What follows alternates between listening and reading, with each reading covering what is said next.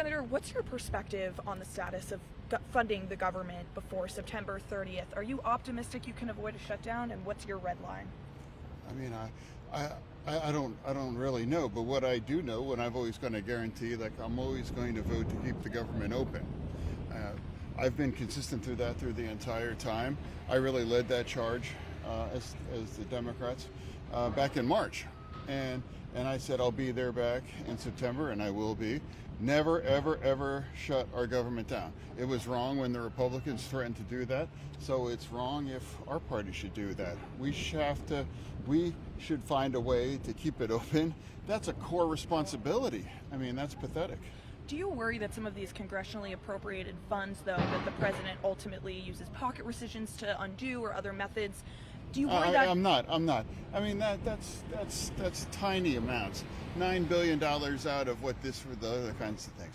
I mean, I'm not going to take that bait and freak out over some. When you're talking $1 trillion things, it's just like I'm not going to lose my shit over that kind of a thing. I'm certainly not going to shut the government down over that kind of thing. That's crazy. And Senator, you're on the subcommittee that's going to be holding a hearing tomorrow on the title "The Public Perception of Vaccines and Corruption of Science."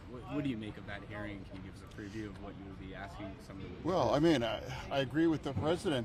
He wasn't he just saying that they work? Yeah, end of story. Yeah, vaccines work. I have 3 kids. They're all fully vaccinated.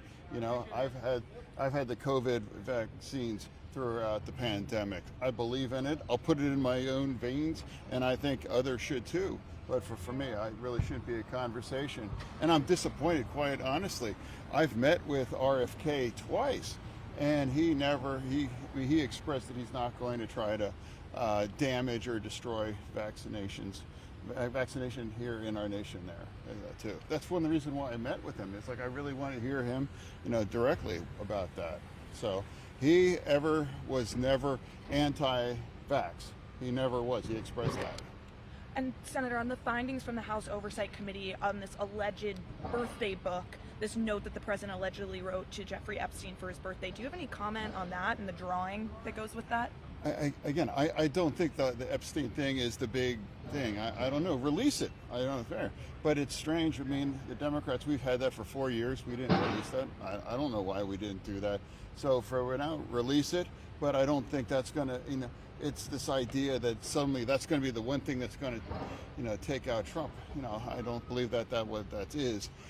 He'll still be here. I don't think it's just a distraction, honestly. But go ahead and release whatever that is. But it's not, I think, that important. And then, Senator, there's a Gallup poll that was released that 42% of Democratic voters view capitalism favorably, while 66% of Democratic voters view socialism favorably. Do you think that's a messaging issue for? Oh, it's a great question. I literally was in a former communist nation, and I asked that. I said, some people in my party, some of the lefties, are talking about socialism now. What do you think? He's like, that's the worst thing ever.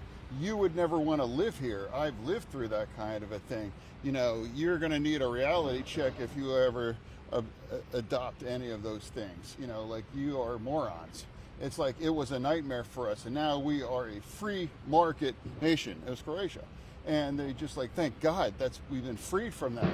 And why we are talking about that, they're just mystified why we're even having that conversation in our nation.